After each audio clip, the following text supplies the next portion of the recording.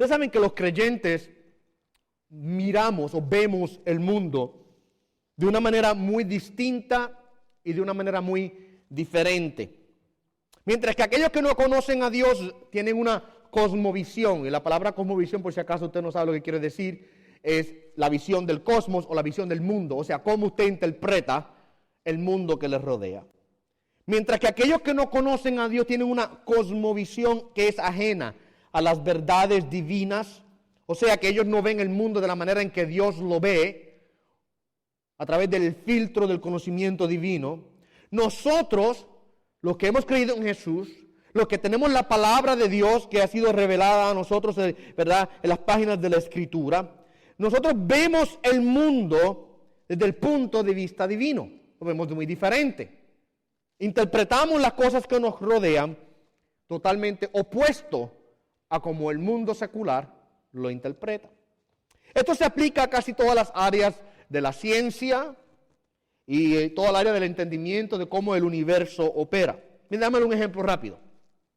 Nosotros vemos la antropología de una manera totalmente opuesta a como el mundo la ve. Y yo sé que algunos de ustedes me miraron en serio, así que, ¿qué es antropología? Antropología es el conjunto de ciencia o la ciencia que estudia los aspectos biológicos, culturales y sociales del ser humano. Esa es la definición del diccionario, ¿ok?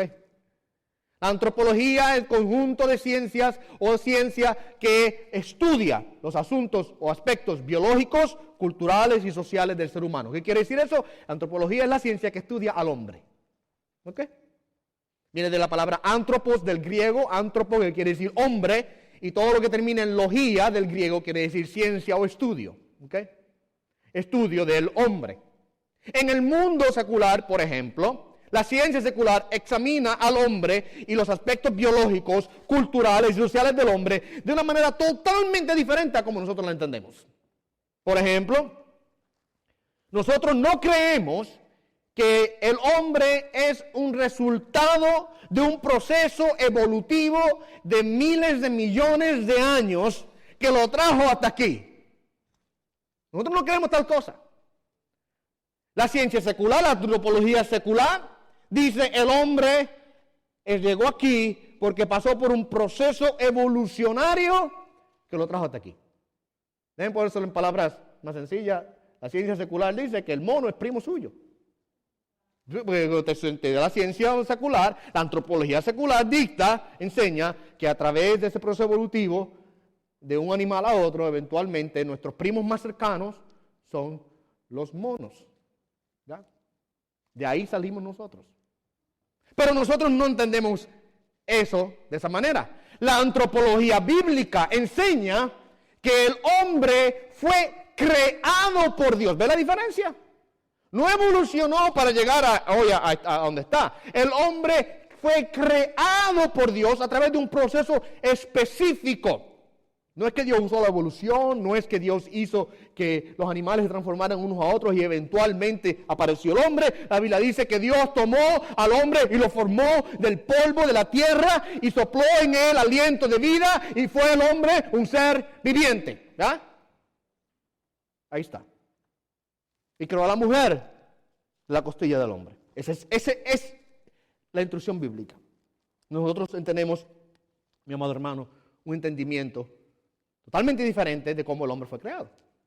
No solamente en el aspecto de la creación del hombre, sino también en el aspecto de la construcción social, emocional, cultural del hombre. Mientras que en la mayoría de las ciencias, o en la antropología por lo menos, nos enseña que el problema del hombre realmente son problemas externos. Nosotros enseñamos que el problema del hombre es ¿cuál? Uno interno. Nosotros entendemos que el problema del hombre no viene de afuera. Y es ahí donde está el error de la mayor parte de las ciencias que tratan con la psiquis del hombre, que tratan de identificar qué cosas externas provocaron los problemas en los cuales se encuentra la persona. Por ejemplo, usted va donde el psiquiatra, lo primero que le va a decir es, vamos a examinar qué te pasó en tu niñez, a ver qué pasó, quizás algo pasó en tu niñez que te ha creado este problema. Y no dudo, mi amado hermano, que han habido crisis, que han habido traumas, que han creado situaciones. Pero ese no es el problema principal del hombre. El problema principal del hombre no es uno externo, es uno ¿qué? Primeramente, interno, en el corazón. Por supuesto, ninguna de las ciencias hoy día tratan con el problema del pecado. Nadie quiere hablar de eso. Donde único se habla de eso es en la iglesia. Y aún ahí a veces ni de eso se habla. Hay iglesias que ya del pecado no hablan. Todo es pensamiento positivo. Piensa positivamente. Y nos enseña la verdad acerca de la condición de la caída del hombre. De la condición del pecado. El problema interno del hombre. ¿Ok? Nosotros entendemos estas cosas así. Porque somos instruidos por la palabra de Dios. Esta porción que acabo de leerle, aunque no es el propósito de Pablo darnos un entendimiento antropológico del hombre para definir la composición del hombre, para definir la historia del hombre, etcétera, etcétera. Este no es el propósito de Pablo aquí. El propósito del otro que voy a entrar en un segundo. Pero si usted examina la porción, yo creo que es claro en la porción, ¿verdad? Que aquí nos define muy bien el asunto del hombre. Nos dice que el hombre, y cuando digo hombre estoy hablando de la humanidad en general, la humanidad tiene un padre inicial. ¿Quién es? Adán. Adán es nuestra cabeza federal. Agrábese esa frase, esa palabra en la mente, que ya mismo vamos a hablar de ella. Él es nuestra cabeza federal. Él es nuestro representante.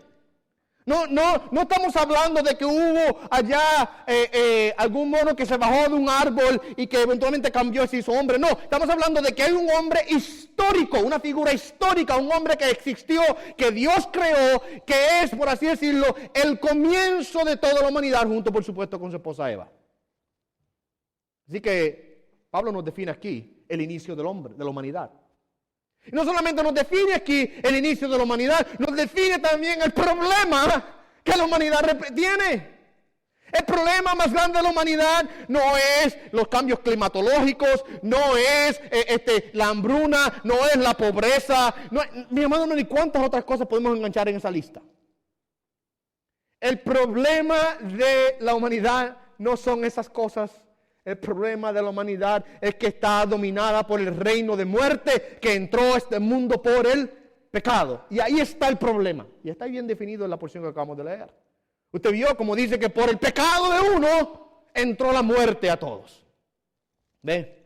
Ahora le dije a ustedes que ese no es el propósito principal de Pablo en este pasaje. Creo que es claro el pasaje en definir la composición del hombre, definir la historia del hombre, definir el origen del hombre, claramente está ahí. Adán, por el pecado de Adán, todos nosotros hemos heredado la condición que tenemos hoy día.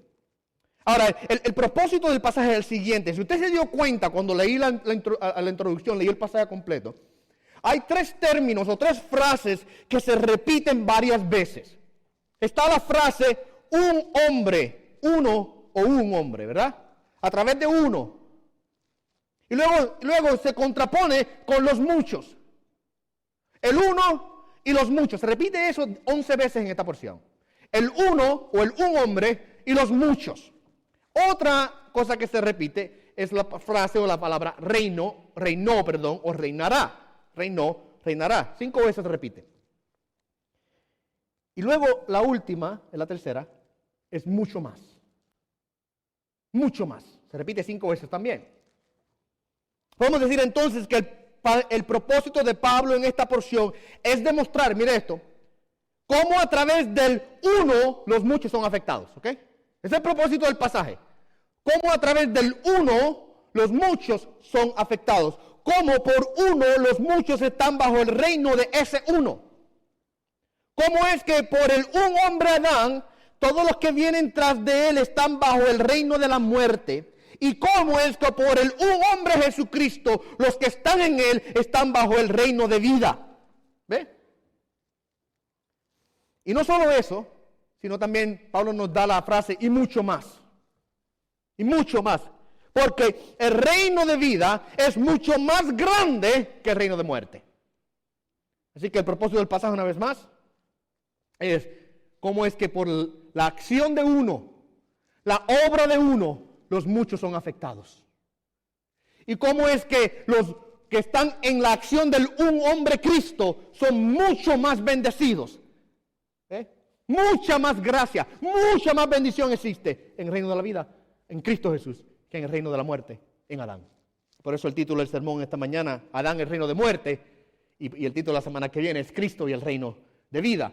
Esta porción es un contraste, es una analogía antitética en donde Pablo hace una comparación entre Adán y Cristo, lo cual dice, si usted lee el verso número 4, dice que Adán es tipo de Cristo, pero de manera opuesta. O sea, no es que Adán y Cristo son iguales, es que están comparados, pero en opuesto.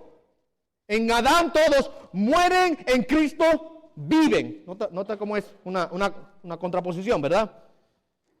Ahora, una pregunta que me vino a la mente cuando estaba yo leyendo el pasaje es ¿por qué es que Pablo introduce esto aquí? Después de todo, ya el tema del pecado lo hemos tratado, mi amado hermano, de manera bien profunda en el capítulo 1, capítulo 2, capítulo 3, ¿se recuerdan? Hablamos allá de la condenación, hablamos allá de cómo es que todos los que están en pecado están muertos, están condenados. Y eso lo dialogamos. Y ya habíamos hecho, se recuerdan muy bien, habíamos hecho un giro. Y fuimos de hablar de las malas noticias a hablar de las buenas noticias. Ya al final del capítulo número 3 comenzamos a hablar de la justificación. En el capítulo número 4 vimos el ejemplo de Abraham, el hombre que creyó a Dios y le fue contado por justicia, y cómo Abraham es nuestro padre, por así decirlo, en la fe.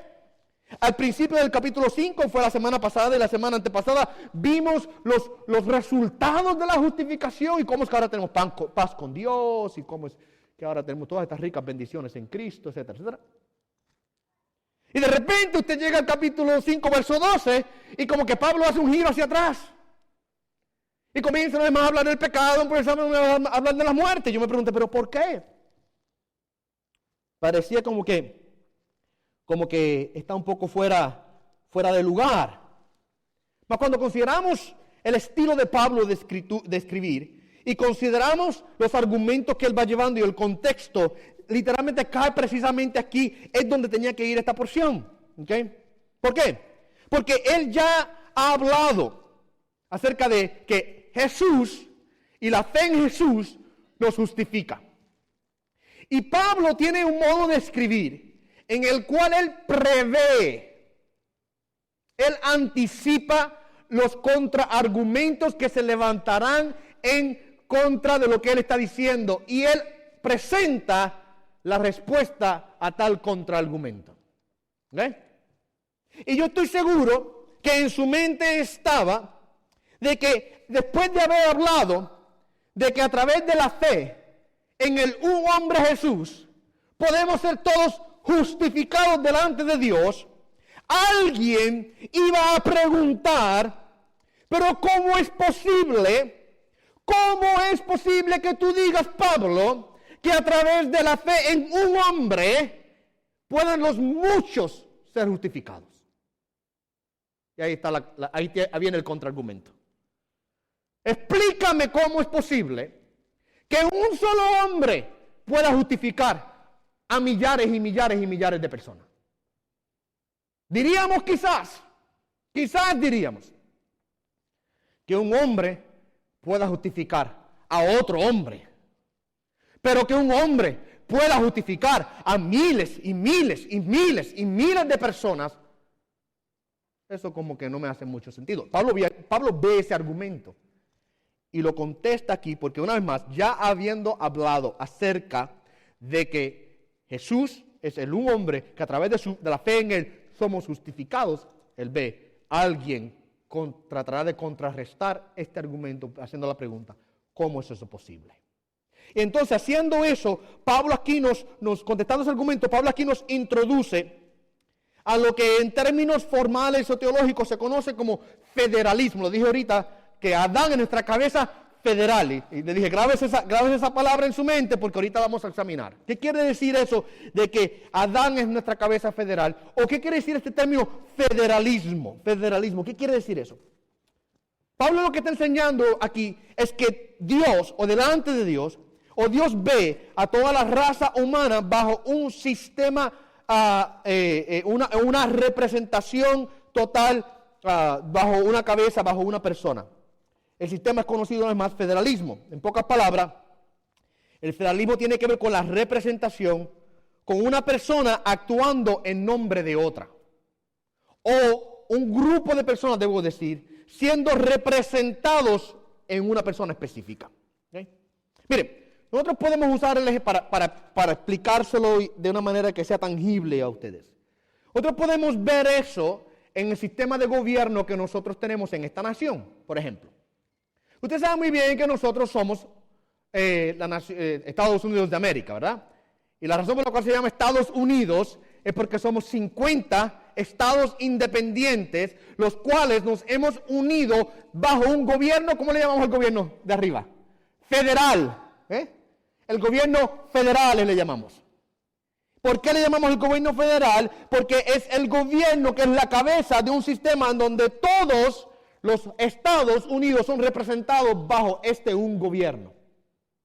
Por eso tenemos una bandera y tenemos un himno nacional. Aunque somos 50 estados, estamos todos representados bajo la bandera norteamericana, bajo el himno norteamericano, bajo el gobierno federal de la nación. Una vez más, aunque son 50 estados individuales. Algo parecido a eso es el federalismo en el contexto bíblico. Dios ha designado 2 representantes en la historia de la humanidad. Y aquí en el pasaje Pablo trata con ellos. Dios ha designado a 2 hombres para representar a la humanidad, federalmente hablando, a Adán y a Jesús. Ellos son las 2 cabezas federales que Dios ha implementado o designado, debo decir, para representar a toda la raza humana. Por supuesto, el problema con Adán es que Adán no representó muy bien la raza humana. Él desobedeció a Dios. Y como resultado, todos los descendientes de Adán nacen con una inclinación al pecado en una condición corrupta. Y todos comparten la culpa y sufren la misma pena que él sufrió, la muerte. Mas en Cristo Jesús es diferente. Él obedeció perfectamente a Dios y los que están en Cristo ahora reciben una nueva naturaleza y reciben ahora la promesa de vida y vida eterna. ¿Ve? Y es lo que Pablo quiere hacer en esta mañana, en esta porción, debo decir. Explicarnos a nosotros cómo es que la acción y la obra de un solo hombre puede afectar a tantas personas. Y en esta mañana, una vez más, observaremos a Adán y el reino de muerte, o sea, cómo es que en Adán tenemos ahora el pecado y la muerte y cómo eso nos afecta a todos nosotros. Y vamos a romper los primeros 4 versos bíblicos, versos 3 versos bíblicos, versos 12, 13 y 14, en 4 porciones. El pecado entró al mundo por un hombre, lo primero, que observaremos.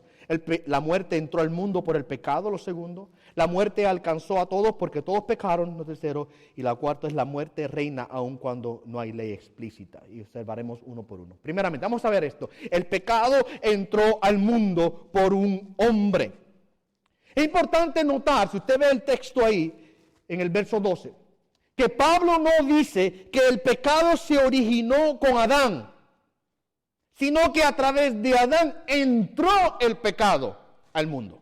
¿Nota eso? A través de Adán el pecado entró al mundo. Bien sabemos nosotros que el origen o el inicio del pecado fue con Satanás. Satanás, o en aquel momento, ¿verdad?, que se le conocía como Lucifer, se rebeló en contra de Dios, quiso elevarse al trono de Dios, quiso exaltarse para ser igual a Dios y fue desechado de las moradas celestiales y fue sacado de la presencia de Dios y castigado, y por eso le llamamos a Satanás y a todos los demonios ángeles caídos, es el término que le damos, porque cayeron de la gloria de Dios. Y ahí fue que se inició el pecado. Por supuesto, hay preguntas las cuales yo no voy a poder contestarles a ustedes. Por ejemplo, si Satanás o Lucifer era un ángel y por ende era santo, ¿cómo es que comenzó el pecado? ¿Cómo es posible que comenzó el pecado?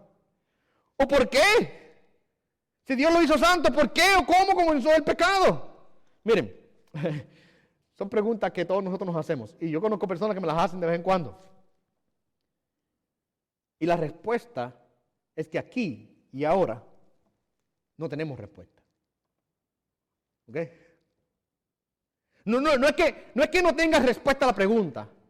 Es que nosotros no entendemos la respuesta todavía. O no la conocemos. Es que nuestras mentes finitas, mis amados hermanos, no pueden comprender cosas y verdades que están en los secretos de Dios. La Escritura es clara sobre esto, que a nosotros nos pertenece lo que Dios nos ha revelado, pero a Dios le pertenece lo que está en el secreto de Dios. Hay cosas que Dios no ha revelado todavía. Nosotros entendemos eso. Y lo oculto de Dios, los secretos de Dios, le pertenece a Él. Y tú y yo no podemos hacer nada, mi amado hermano, por eso. Así que tenemos que aceptar la realidad de que el pecado sí comenzó. ¿Cómo comenzó y por qué comenzó?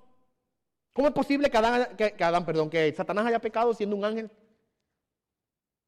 Yo creo lo que la Biblia dice. Que comenzó con Satanás. Dice que fue hallada iniquidad en él, dice la Escritura. ¿Cómo se halló y por qué se halló? Cuando estemos en gloria, yo creo que Dios nos hará entender eso. No es más, no es que no tengan respuestas, es que nosotros no conocemos las respuestas.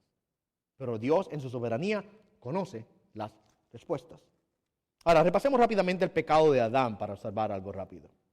Allá en el capítulo número 2 de Génesis, versos 15 al 17, vemos cuando Dios pone a Adán en el huerto y lo puso allí para que lo cultivara y lo cuidara. ¿Sabe que el trabajo no es algo que vino después del pecado, sino antes? Lo que pasó con el pecado es que el trabajo se hizo más difícil, pero ya el pecado existía antes. El trabajo existía antes del pecado. ¿Okay? Dios puso a Adán, verso 15 de Génesis 2, en el huerto para que lo cultivara y lo cuidara. Y lo ordenó el Señor al hombre diciendo, de todo árbol del huerto podrás comer, pero del árbol del conocimiento del bien y del mal no comerás, porque el día que de él comieras, ciertamente morirás. Ahí está. La ordenanza de Dios, no de algo. Dios solamente le dio a Adán un punto de sumisión. Le dio total libertad. Le dio para que pudiese hacer como él quisiese en aquel lugar. Pero le dio un punto de sumisión. Le dijo, de todo árbol podrás comer, excepto de este que está allí. No lo toques, no lo mires, no comas de él. Le dijo, no comas de él. No le dijo, no lo toques ni lo mires. Quizá Adán fue el que añadió esa frase cuando se la dijo a Eva luego más adelante. Porque cuando Eva tiene la conversación con la serpiente, ella dice, ay, si Dios ha dicho que no comamos de él, ni que lo toquemos. Quizás hubo un poquito de énfasis añadido ahí. Pero Adán tenía toda libertad para hacer como él quisiese, más no en un punto, en un área. Y ahí tenemos, miren esto, la ley de Dios introducida en la humanidad. Dios introdujo la ley, bien fácil. La ley es una provisión. No hagas esto. Ahí está. Mas ni siquiera en ese un punto pudo Adán obedecer. Cuando saltamos al capítulo 3, no pasó mucho tiempo. Mi entendimiento es que no pasó mucho tiempo después que Dios pone a Adán en el huerto y crea a Eva y los pone allí en el huerto y les dijo multiplíquense y sujuzgar la tierra y llenarla y lo demás. La razón por la que y luego el capítulo 3 vemos la caída. Yo no creo que pasó mucho tiempo porque ni siquiera tuvieron tiempo de tener hijos. Dios, la procreación de la humanidad no es consecuencia del pecado. Mucha gente, pues por supuesto, porque entendemos que está el aspecto sexual de la procreación, mucha gente cree que eso fue que después que pecaron y entonces vino. No, Dios instituyó que el hombre y la mujer se procrearan y la forma en que el hombre y la mujer se procrearan es igual hoy a como era en aquel momento, no es que hubo un cambio. Y Dios dijo, procréense, tengan hijos. Pero llegamos al capítulo 3 y todavía no tienen hijos, así que mi interpretación, esta interpretación mía personal, no pasó mucho tiempo desde el capítulo 2 cuando Dios los pone en el huerto hasta el capítulo 3 cuando nos encontramos a ellos pecando. Probablemente, quizás ni 1 o 2 semanas pasaron. ¿Okay? Fue rápido la caída. La serpiente se presenta delante de la mujer, la tienta, le dice, miren cómo Dios no quiere que tú comas. Dios es malo, es lo que quiso decirle. Dios es malo. Dios ha dicho que no quiere coman de eso. Dios es un mentiroso. Dios sabe que el día que ustedes comieran de este fruto serán como Dios. Así que no le hagan caso a Dios, coman del fruto. ¿Ve? La mujer vio el fruto como algo codiciable, algo deseable. Satanás contradice a Dios. Dios le dijo, ciertamente morirás. Satanás dice, ciertamente no moriréis. Una contradicción totalmente de lo que Dios dijo. La mujer no se vio el fruto como bueno para comer, y dice el verso número 6 del capítulo 3 de Génesis, y que era agradable a los ojos, y que el árbol era deseable para alcanzar sabiduría, y tomó de su fruto y comió, y también dio a su marido que estaba con ella. Así que ahí está el pecado. Abraham fue el que recibió el mandato originalmente, la ordenanza de parte de Dios, y falló Adán en interceder en aquel lugar. Y desde ahí ya tenemos problemas. Adán estaba supuesto a tomar la serpiente esa y ahorcarla, ¿sí? Deshacerse de ella. Mas lo permitió. Eva comió, le dio a Adán, Adán comió. Note algo, que aunque Eva fue la primera en tomar el fruto, es a Adán a quien se le adscribe la responsabilidad del pecado. ¿Ok? Es Adán, no a Eva, aunque sí, Eva, vemos claramente aquí que fue la que tomó el fruto primeramente, le dio a su marido, pero históricamente, bíblicamente hablando, y cuando vamos al capítulo número 5 Romanos que estamos considerando esta mañana, usted nota ahí cómo dice que en Adán todos mueren, dicen Eva, dicen Adán todos mueren. Por el pecado de Adán. ¿Por qué? Porque Adán fue el primero creado por Dios y Adán era la cabeza, representante de toda la humanidad. Una vez más, él es la cabeza federal, en donde todos nosotros estamos representados en él. Y el pecado entonces se le adscribe y se le asigna a él. ¿Okay? El texto también aquí en el capítulo 5, verso 12, de vuelta a Romanos, nos dice que el pecado entró por un hombre. No dice que los pecados entraron por un hombre. Como si hablase de muchos pecados o de acciones pecaminosas. No está hablando de obras pecaminosas, sino que está hablando del pecado como principio. El principio de pecado, la raíz de pecado, hablando del dominio del pecado, entró como un virus que afecta a toda la humanidad y lleva entonces a la humanidad a cometer pecados. ¿Entienden eso? El pecado entró por la acción de un hombre. Y habiendo entrado el pecado por la acción de un hombre, ya el punto número 2, dice que la muerte entró al mundo por el pecado. Y tenemos el resultado. Dios le advirtió a Adán y le dijo que el día que comieres del fruto de ese árbol, de cierto o ciertamente morirás. A morir. Y quizás Adán cínicamente, yo aquí imaginándome cosas, ¿ok? Pero quizás Adán cínicamente, después que comió el fruto, hizo: ¡estoy vivo todavía! ¡No morí! Oh, pero entonces sus ojos fueron abiertos y vio su vergüenza, ¿verdad? Vio su vergüenza. Por eso cuando Dios viene a pasearse en el huerto, Adán, ¿dónde estás? No es que Dios no sabía dónde estuviese, Dios sabía dónde Adán estaba. La pregunta Dios la hace para que Adán reflexionara en dónde estaba. ¿Has comido del fruto? Dios sabía la respuesta. Dios hace la pregunta para que Adán reflexione. Y habiendo Adán pecado, entró a la muerte. Así que el argumento de Pablo aquí es que debido al que el pecado entró al mundo por un hombre, también la muerte entró al mundo por el pecado de su hombre. La muerte, que es la consecuencia del pecado, entró al mundo afectando no solamente a ese hombre, sino también a todos los que vienen de la raíz de ese hombre.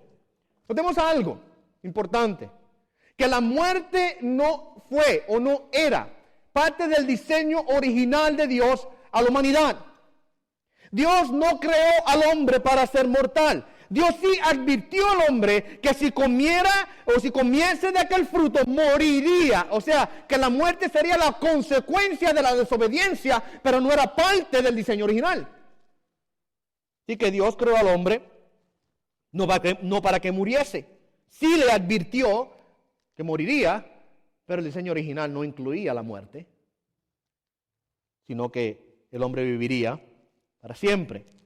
Ahora, cuando hablamos de muerte, tenemos que aprender a definir un poco la muerte. Porque claramente vemos que Adán toma el fruto y Eva toman el fruto, comen, desobedecen a Dios y no cayeron al piso muertos. Claramente vemos eso. Entonces, ¿qué estamos hablando cuando decimos muerte? Definamos el término.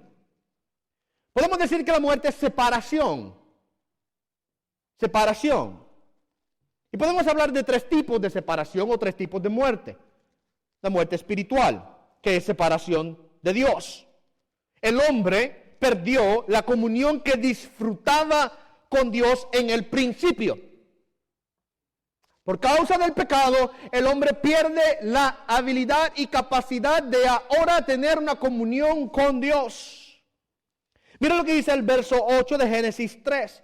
Y oyeron al Señor Dios que se paseaba en el huerto al fresco del día.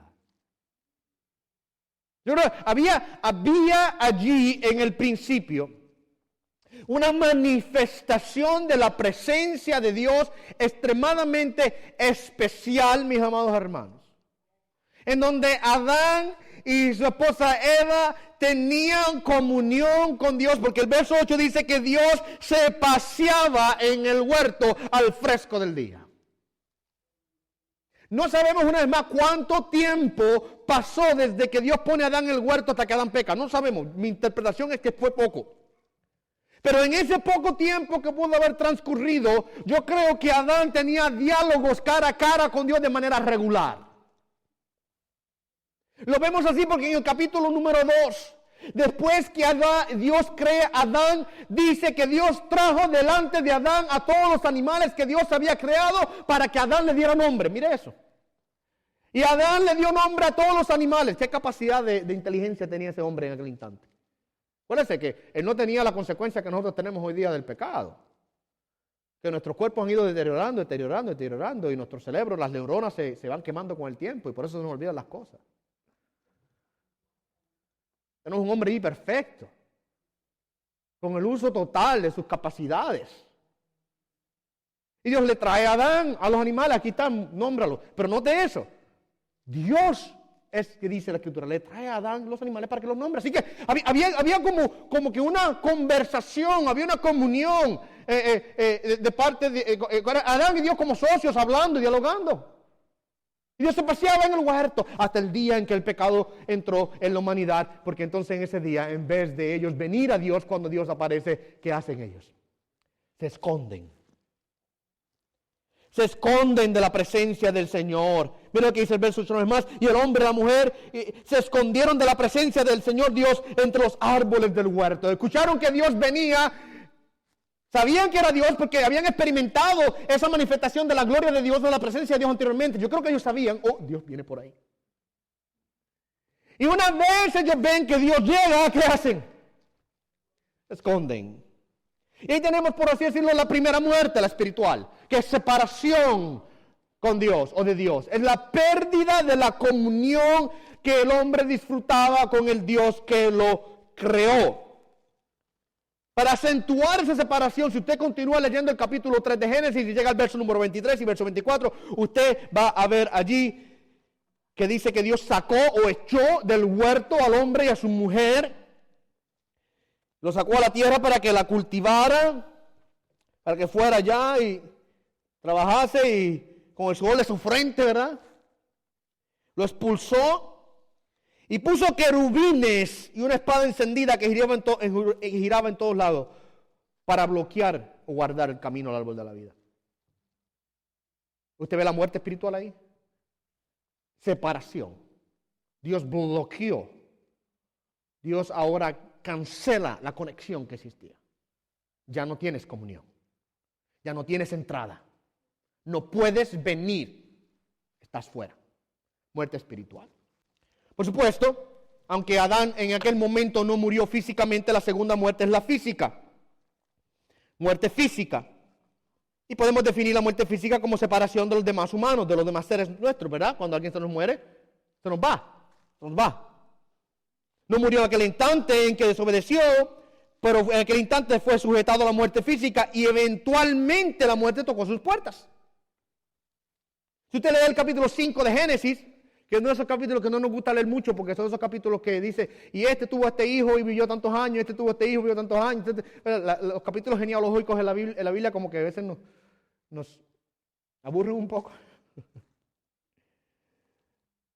Pero si usted lee el capítulo 5 de Génesis, usted va a darse cuenta que hay un patrón.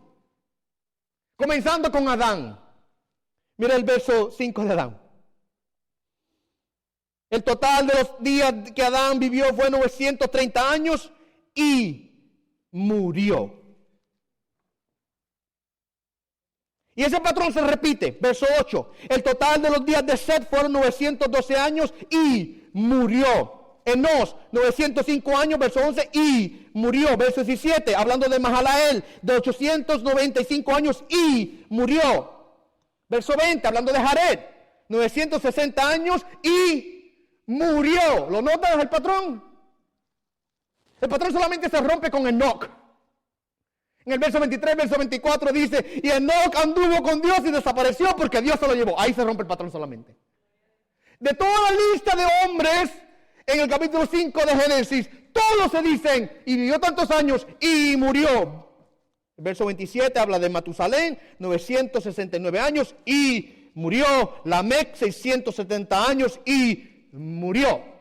De Enoc solamente es el único que se dice que no murió porque anduvo con Dios y Dios se lo llevó. Y yo me pregunto, y esto voy a confesar, es una interpretación creo que bastante personal mía. Algún día tendré que ir a donde Dios a preguntarle a Dios si estaba yo en lo correcto. Decir, Señor, ¿estaba yo bien con esta interpretación? De ¿por qué? ¿Por qué es que dentro de todo este patrón tenemos uno y otro y murió? Enoc, Dios se lo llevó. ¿Por qué? ¿Para qué? ¿Por qué está eso ahí? Yo creo que Dios siempre tiene propósito cuando hace las cosas. Dios no escribe cosas por escribirlas. Hay un propósito de Dios. Y yo creo, mi interpretación es la siguiente. Yo creo que Enoc es la imagen de lo que hubiese pasado si Adán no hubiese pecado. De que el hombre viviría aquí en la tierra andando en la presencia de Dios y eventualmente Dios solamente lo transpusiría, lo llevaría a la presencia al cielo para vivir eternamente con él. Sin sufrir el dolor de la muerte. Sin pasar por el proceso de la muerte. Yo creo que Enoc es, por así decirlo, es un ejemplo para decirnos, si no hubiese el hombre pecado, el hombre hubiese andado con Dios y Dios se lo llevaría. Quizás. No sé. Cuando llegue delante de Dios le tengo que preguntar si estoy yo en lo correcto con eso. Por supuesto, el tercer tipo de muerte es la muerte eterna. Y esta es una extensión mucho más grande, inmensamente peor que la primera. En la Escritura se le conoce como la segunda muerte. Y esta muerte no solamente trae separación eterna de Dios, sino también un tormento eterno en el infierno. ¿Okay? Y hemos hablado extensamente de esto en muchas ocasiones, así que no voy a extenderme mucho en este punto, pero ahí están los tres tipos de muerte. El pecado entró por un hombre y el pecado de un hombre afectó a todos los que vinieron detrás de él y la muerte entró ahora a todos. Porque todos pecaron, y ese es el tercer punto. La muerte alcanzó a todos porque todos pecaron. Y aquí hay un punto de contención. ¿Okay? Porque podemos preguntar, ¿por qué todos mueren si no todos han cometido pecado? Y lo que quiero decir con eso es que hay personas que mueren a muy temprana edad, algunos aún en el momento de su nacimiento, y si la muerte es consecuencia del pecado, ¿verdad?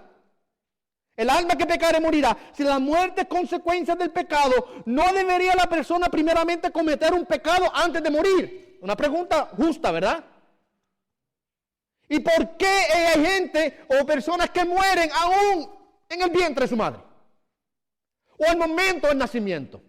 O tan temprano en su vida que todavía estaban en un estado de inocencia absoluta y, por así decirlo, no habían cometido actos de pecado. ¿Ok? Una pregunta justa hacer. Si la muerte es consecuencia del pecado, ¿por qué hay personas que mueren sin haber cometido todavía un acto de pecado? Pablo aquí dice que la muerte alcanzó a todos porque todos pecaron. La pregunta o el secreto para entender esto es, ¿cuándo es que todos pecaron? Pablo dice que la muerte alcanzó a todos porque todos pecaron, aún ese niño que nació y murió en el instante en que nace. Pablo dice, la muerte lo alcanzó porque todos pecaron. Eso es inclusivo de toda la humanidad. Y la pregunta, por supuesto, es ¿cuándo es que todos pecaron? Y la respuesta es, todos pecaron en Adán. Recuerden ahorita que les dije que Adán es nuestra cabeza federal. Él es la figura representativa de toda la humanidad. ¿Sí? Y el pecado de Adán ahora se nos imputa a todos nosotros. Así que somos culpables en Adán. Ay, gracias Adán. La condición de Adán entonces es transmitida a todos los que vienen de Adán. ¿Ok? Por eso, miren, esto no estaba en mi nota, pero esto es importante. Por eso es que el nacimiento virginal de Jesucristo es tan importante. Porque no heredó la simiente de Adán. ¿Ve? Por eso es tan importante que naciese de una virgen por el poder del Espíritu Santo. ¿Ok? Porque los que vienen de Adán heredan la condición de Adán. Miren, déjenme probárselo bíblicamente en el verso 3 de Génesis 5. Les dije que allá Génesis es un capítulo largo, ¿verdad? De descendencia. Y los primeros versos de Génesis 5 nos habla acerca de Adán y los hijos que él tuvo y luego los hijos que vinieron después de Adán. Note esto, el verso 3 de Génesis 5. Cuando Adán, esto ocurrió después que Caín mató a Abel, ¿ok? ¿Recuerdan de la historia? Caín mató a Abel y Dios le dio a un hijo para sustituir a Abel. Recuérdese, esto no está en mi nota tampoco, pero recuérdese que la historia de la Biblia es la historia de la simiente de la mujer que vendría a deshacer las obras de la simiente de la serpiente. Génesis 3:15, ¿se recuerda? Vendría la simiente de la mujer, uno nacido de mujer que destruiría las obras de la simiente de la serpiente. Y toda la Biblia, mi amado hermano, es desde Génesis hasta el final, hasta que llega Cristo, es llevando el hilo de la simiente. Hasta que aparece en la escena María. Bienaventurada tú sobre todas las mujeres. Hallaste gracia a los ojos de Dios. Y serás tú en que en tu vientre nacerá el Hijo de Dios. Y ahí está la simiente de la mujer. El Cristo prometido, ¿ves? Toda la Biblia es eso. Y a través de la Biblia usted puede ver cómo hay este hijo, padre del otro, el otro, todo para poder llegar al momento en que naciera el Cristo, el Hijo de Dios. Y Abel, por así decirlo, era de quien vendría el linaje, el cual Caín mata. Pero Dios reemplaza el linaje de Abel con otro hijo que se llamó Set. Pero note lo que dice el verso 3 ahora de Génesis 5. Cuando Adán había vivido 130 años, engendró un hijo. Y mire esto, a su semejanza conforme a su imagen. ¿Lo nota? Cuando Dios crea a Adán y a Eva, ¿qué dice? En el capítulo 1 de Génesis, hagamos al hombre a nuestra semejanza conforme a nuestra imagen. ¿Verdad que sí? Dios, hablando intertrinitariamente entre el Padre, el Hijo y el Espíritu Santo, se dicen unos a otros, hagamos al hombre a nuestra imagen y a nuestra semejanza. Pero después que Adán cae, ahora le dice de Adán que Adán engendró un hijo conforme a su semejanza y a su imagen, dando a entender que la condición de Adán es ahora transmitida a su prole. ¿Ve? El estatus de Adán es ahora transferido, por así decirlo, hereditariamente al hijo de él. Engendró a uno conforme a su imagen y a su semejanza. Así que entendemos que Adán es quien transfiere el estatus caído a la humanidad. Y esa es la pregunta que nosotros nos tenemos que hacer respecto a la condición que el hombre se encuentra hoy día. ¿Qué ocurrió cuando Adán peca? Si no entendemos lo que ocurrió cuando Adán peca, no entendemos la condición caída del hombre y no vamos a poder entender la salvación y el evangelio. No se puede entender. ¿Ves? Si yo no entiendo lo que ocurrió allí y lo que la caída provocó en el hombre, no fue que el hombre quedó medio manchadito, que se le salpicó un poquito de pecado encima. No, mi amado hermano, es que el hombre cayó totalmente. Y por eso es que hablamos de la depravación total del hombre, que ya lo hemos hablado anteriormente y quizás en el futuro volveremos a tocar. Que es que la naturaleza constitutiva del hombre está totalmente manchada por el pecado. Todo lo que el hombre es pecado. Por eso es que decimos, mire, que el hombre no es pecador porque peca, sino que el hombre peca porque es pecador. Por eso es que podemos decir que ahora la muerte alcanzó a todos porque todos pecaron. Porque el pecado de Adán ahora se le imputa a todos los que vinieron después de él. ¿Ok? Y Pablo ahora, el último punto que quiero observar, el verso 13 y el verso 14. Este va a ser un poco más rápido. Nos explica cómo es que la muerte reina aun cuando no hay ley explícita. Yo creo que él está tratando de demostrar el punto de que la muerte los alcanzó a todos. La muerte los alcanzó a todos porque todos pecaron. Y él está tratando de ilustrar cómo es que todos pecaron. Porque no todos pecaron haciendo obras pecaminosas, sino que todos pecaron en Adán. Y el pecado de Adán se transfiere al resto de nosotros. Y él habla ahora en el verso número 13 y 14 de que la gente que vivió después de Adán, aunque no tenían ley, podemos definir el pecado como una infracción de la ley de Dios. Por ejemplo, Adán recibió una ley. ¿Cuál? No comas de ese árbol. Una ley. ¿Qué hace Adán? La rompe. ¿Qué es eso? Pecado. El pecado es la infracción de la ley. ¿Okay? Pero ahora tenemos que preguntarnos, ¿pero y qué pasó con los que vivieron después de Adán? Específicamente hasta Moisés. Porque en Moisés es donde la ley explícita de Dios es ahora traída en las Escrituras, ¿verdad? Moisés recibe el decálogo, los 10 mandamientos. Moisés ahora recibe la ley de Dios. ¿Qué ocurrió con esos hombres desde Adán hasta Moisés? Sí, nosotros sabemos que tenían la ley de Dios escrita en sus corazones. Dios siempre escribió su ley en el corazón porque el hombre tiene una conciencia. Pero no tenían el mandato, no tenían la letra, no tenían la ley explícita de Dios.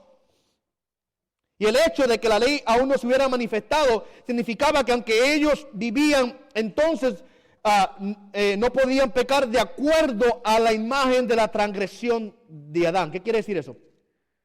Como no había ley escrita, ellos no podían pecar, mira cómo dice el verso, de acuerdo, aunque sobre los que no había pecado con una transgresión semejante a la de Adán. ¿Qué quiere decir eso? Los que pecaron de Adán a Moisés, o los que pecan, por así decirlo, sin ley, no tienen revelación, no pecan con una transgresión semejante a la de Adán, en el sentido de que Adán pecó conociendo la ley, ¿verdad? Adán sabía que no se podía comer, y pecó aunque conocía la ley. Y hay gente que le pasa eso mismo, que no pecan con una transgresión semejante o igual a la de Adán, porque no conocían la ley. Una vez viene el conocimiento de la ley, viene el conocimiento del pecado. Eso lo veremos más adelante en el capítulo número 7 de Romanos. Una vez la ley se introduce, viene ahora el conocimiento del pecado. Pero ¿qué ocurre con aquellos que no tienen la ley? ¿Acaso estarán libres de la muerte? ¿Estarán librados porque Adán pecó, porque rompió la ley, y él sabía cuál era la ley, y hizo transgresión en contra de la ley? Y por tal razón vino la muerte sobre Adán. Pero los que vienen después de Adán no tenían ley escrita. ¿Acaso estarán librados?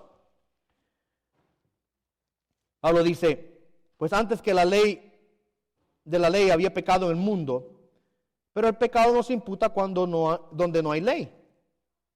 Mas sin embargo, o sea, si no hay ley, no hay imputación de pecado, ¿verdad? Yo no rompí ninguna ley. Más, aquí viene Pablo el argumento de él, de que aun cuando no hay ley, todos mueren. Y aquí está defendiendo, yo creo, su punto de que todos pecaron en Adán. Aunque no pecaron explícitamente en contra de la ley de Dios hoy, pecaron en Adán. Y aquí está el punto, de que aunque pecaron sin ley y quizás no hubo imputación de pecado en la semejanza de la transgresión de Adán, la muerte reinó, dice el verso 14, la muerte reinó desde Adán hasta Moisés. Ahí tenemos la evidencia de que todos pecaron porque todos murieron. Yo creo que está defendiendo el punto que hizo, de que en Adán, todos pecaron. Así que la muerte ha reinado, ha sido dominante desde el principio hasta ahora. ¿Por qué?